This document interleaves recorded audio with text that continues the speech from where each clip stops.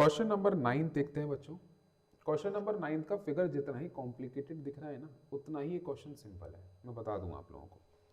तो यहां पर क्या बोला गया है, two circle intersect at 2 point B and C.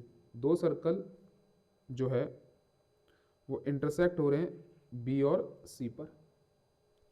Through B two line segment A B D, ठीक है ना।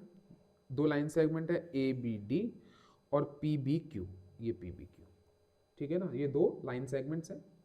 Are drawn to intersect circle at A पर, डी पर, पी पर एंड क्यू पर। इस सर्कल को क्या कर रहे हैं, इंटरसेक्ट कर रहे हैं। फिगर देख लीजिए आप, ठीक है ना। हटा देता हूं मैं सब कुछ। हमको यहां पर यह प्रूफ करना है कि angle A C P, this angle equal to angle Q C D, this angle equal होना चाहिए, ठीक है। फिगर दिखने में जितना ही कॉम्प्लिकेटेड है ये क्वेश्चन उतना ही सिंपल है। मैं बार बार ये चीज कहता हूं, मैंने क्लास में भी ये चीज आपको बताई थी। इस फिगर को थोड़ा सा बड़ा कर देता हूं इस तरह से।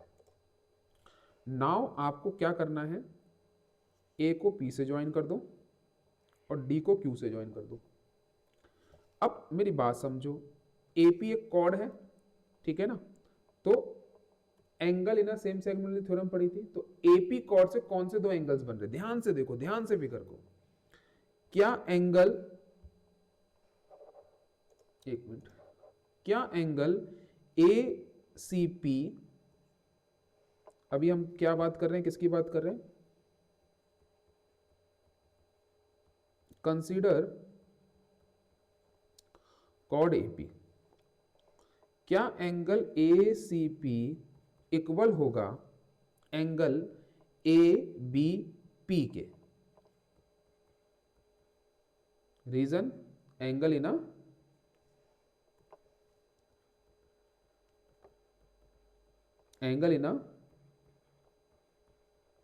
Same segment, clear. सिमिलरली अगर मैं कंसीडर करता हूं कॉर्ड डी क्यू को, तो हम कह सकते हैं कि एंगल डी सी क्यू या क्यू सी डी इक्वल होगा एंगल डी बी क्यू के। रीजन बिल्कुल यही वाला, एंगल इन सेम सेगमेंट।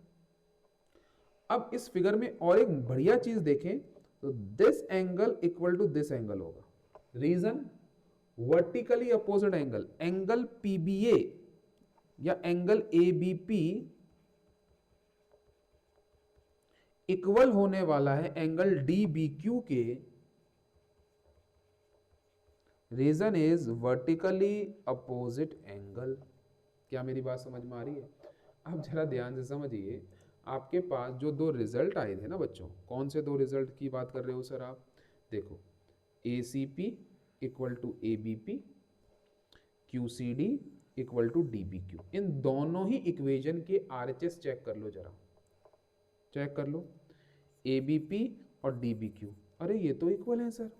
तो किसी भी दो इक्वेशंस के अगर आर एच एस इक्वल हो गया तो एल एच एस क्या हो जाएगा, इक्वेशन इक्वल हो जाएगा। तो by equation first and second, this is your equation number first, this is your equation number second, इन दोनों इक्वेशन के आर एच एस इक्वल हैं, तो इन दोनों ही इक्वेशन के L H S A C P equal to Q C D हो जाएगा, जो कि आपको लेके आना है, यही लाना है। देखिए ये लाना था आपको, A C P equal to Q C D, जो कि आ गया है। तो क्वेश्चन जितना कॉम्प्लिकेटेड था, मतलब फिगर जितना कॉम्प्लिकेटेड लग रहा था, सॉल्यूशन उतना ही इजी है।